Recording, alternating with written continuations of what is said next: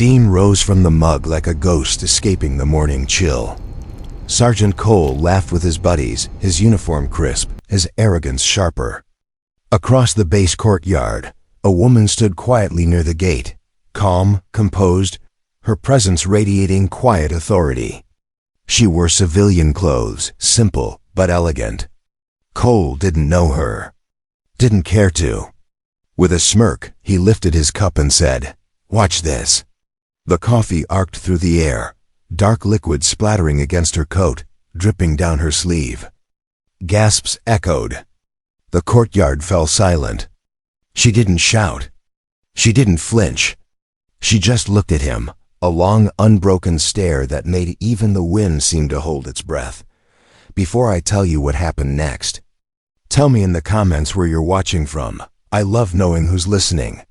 Cole chuckled nervously, expecting laughter from his comrades. But none came. Something about the woman's calm unsettled them.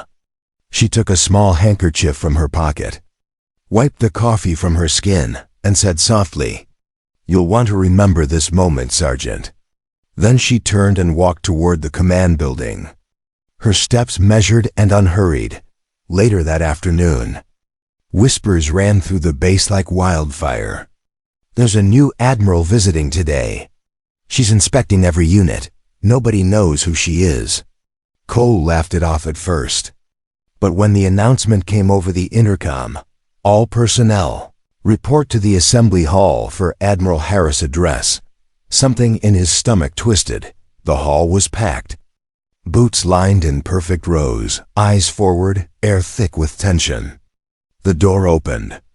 And there she was. The same woman from the courtyard, but now in full uniform. The silver insignia of an admiral gleaming against her dark navy jacket. Cole's smirk vanished. His throat went dry. Admiral Harris stepped onto the podium, her gaze scanning the crowd. "Respect," she began, "isn't something you wear on your shoulder. It's something you show when no one's watching." Her voice was steady, controlled, but her words struck like thunder.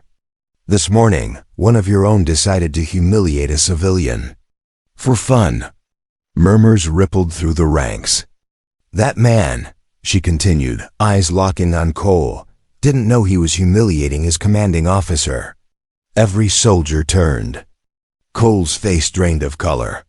He wanted to disappear into the floor, but her stare held him there, not with anger, but with the weight of disappointment. "You see," Admiral Harris said quietly, "power reveals character. And sometimes the smallest act shows who we really are." The silence that followed was unbearable. Cole's hands trembled. For the first time in years, he felt shame, not because he'd been caught, but because he understood. She could have ruined him publicly. Instead, she stepped down from the podium, walked to him, and said softly, "We all make mistakes, Sergeant. What matters is what we do after." Then, without waiting for a response, she returned to the stage and dismissed the assembly. That night, Cole sat alone outside the barracks. The same courtyard. The same coffee cup beside him, empty now. He stared at the stars, feeling their cold distance, thinking of the quiet dignity she'd shown. The next morning, he requested to see her. She listened silently as he apologized, his words clumsy but sincere. She nodded once, no anger in her eyes. "Learn from it," she said. "Be better than yesterday. That's how we lead." From that day on, Cole changed. Not overnight, but steadily, greeting the janitors, helping younger recruits, carrying himself with humility. Others noticed. Respect returned, not out of fear, but from something truer, because kindness doesn't vanish, it waits. And it finds its way back.